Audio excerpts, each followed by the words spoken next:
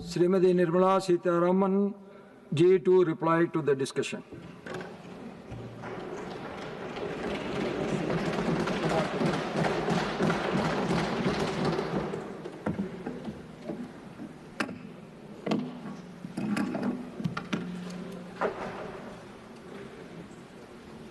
So thank you very much, sir. And I wish to recognize and I'm grateful to you that for the first time with you in the chair, I am being called to respond to a bill.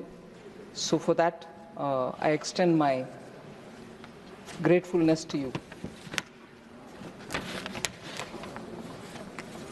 Sir, today we are discussing on the Manipur Goods and Services Tax Second Amendment Bill, sir.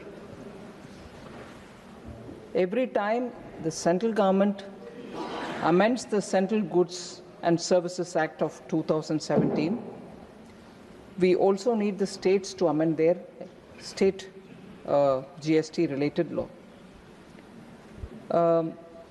Through the Finance Act 2025, Sections 121 to 134 of the Central Goods and Services Act was amended. And it got enacted in August 2025. The changes have come into effect from October 2025. And that could happen after more than half of the states updated their GST laws. So every time something happens in the center, the states also will have to pass, and once half of them have passed, it comes into effect, and that's how it came, this set of changes to the sections 121 to 134, which was made through the Finance Act of 2025, have come into effect in October because states have all. But unfortunately, because Manipur was under the President's rule, the corresponding effect-giving measures could not be taken up in the state GST laws.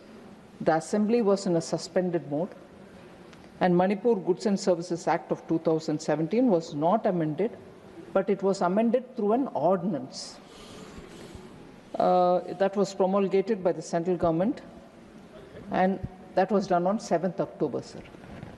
So now this bill is coming to replace that ordinance. And so the changes which have been brought will be made permanent for Manipur's sake. Sir, before I go into the few details which I want to table here, I want to say a word about the opposition leaders, opposition parties.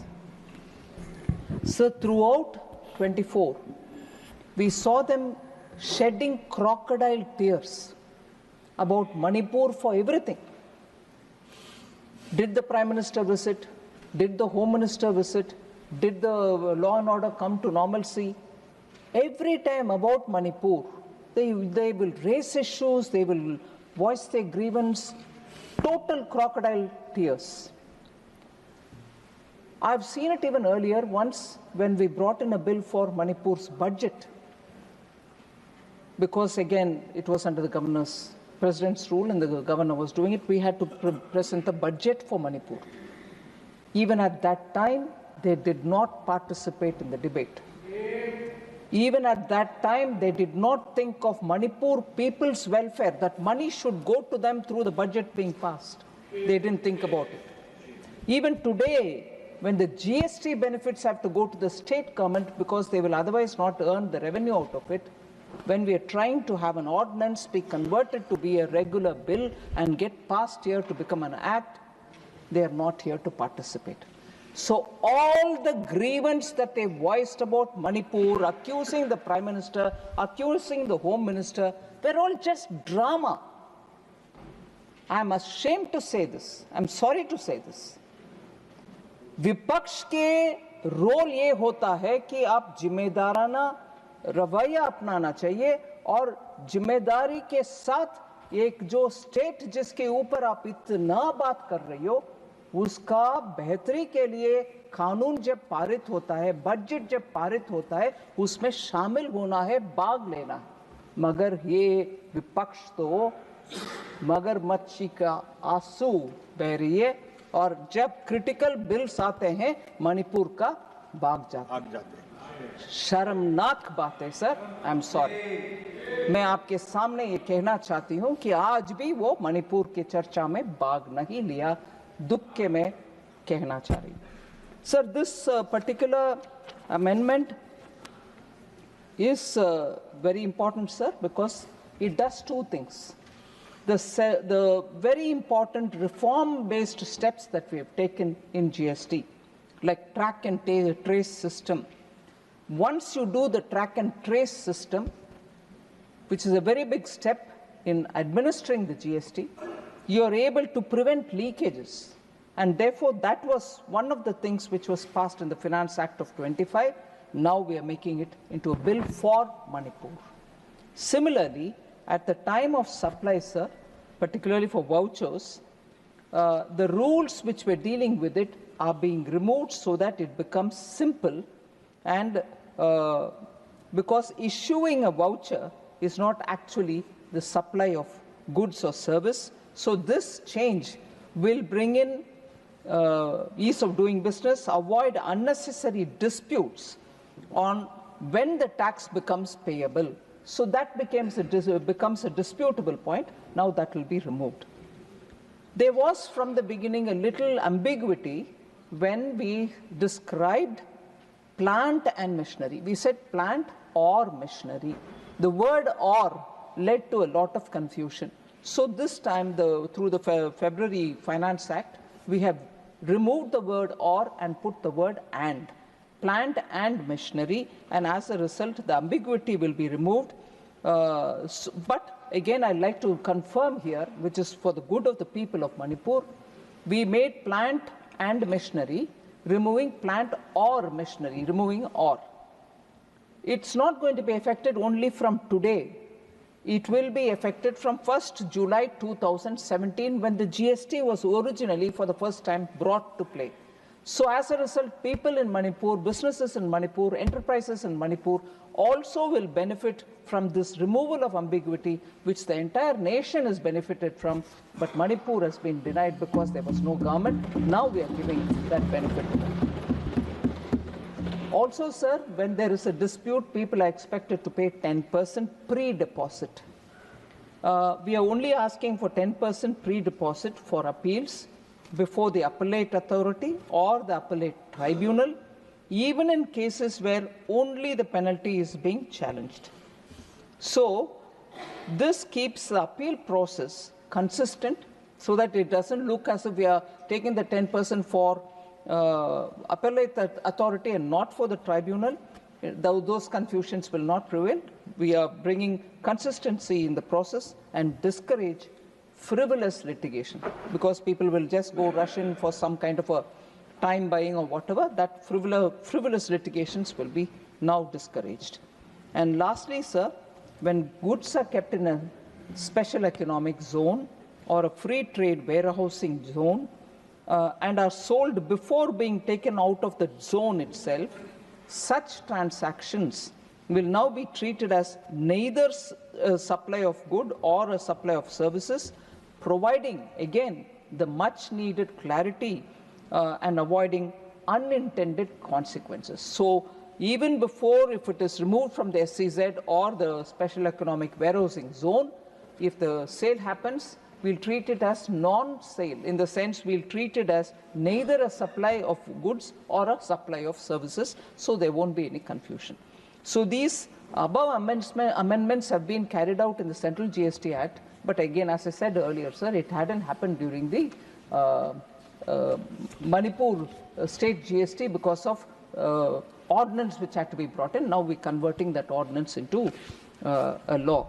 So there are one or two points of clarification which some members spoke about, which I'll very quickly finish.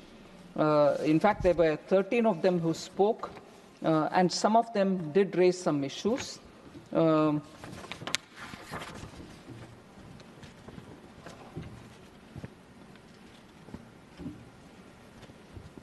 So, Madam Sulata Dev mentioned that in the recent maximum GST rate is 28%.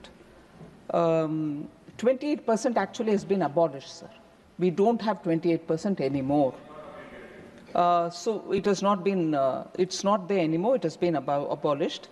And items which were in 28% either moved to 18, or if they were sin goods, they moved to 40. So there is no more 28%. And when we say sin goods, we say demerit goods, such as tobacco products, have all gone to 40. So that is one thing, sir. Essentials, Madam Sulata, they've mentioned essentials like milk, food, toothpaste, handicrafts are subject to GST. The rates of essentials have been reduced from 12 to 5%, sir. In fact, handicrafts have come to 5%. In fact, milk has no GST at all. It's never had. And even now, except for that UHT, which has a specialized package, high temperature heating, and then it can be preserved without refrigeration. It used to come in a specialized pack that till you open it, it can remain without refrigeration. After that, if you open it, you'll have to keep it in the fridge. That used to have a rate of tax. Other than that, milk never had a tax. Even this has now come to zero. The UHT is also come down to zero. So I just want that clarification given. As always, members from Orissa, I can't see Sasmit Patra here, always refer to Kendu leaves or the Tendu leaves, in which BD or tobacco is put in and it is rolled. That leaf is called Tendu leaves. It's collected as a minor forest produce. Sir, I want to reassure the member. It's now come down to 5, and she's recognized that in her speech. But on Kendu leaf, sir, at least 4 GST councils have met and spoken on it. Elaborate discussions have happened. And if one state, Orissa, wants it, Telangana wouldn't want it. We've crossed all those stages, and now we've brought it down to 5. Bring it down to 0. That's been, I'm sorry to say, sir, many requests come like that. By keeping an item in 0, where even some input credit can be accruing to you, will not accrue to you if you keep it at 0. So there is a benefit in keeping it at the lowest possible rate, which is 5%. If I move to 0, even the little refund that you get, you will not get. So there is a reason, madam, that we've kept it at 5. I want to inform the honorable member through you, sir.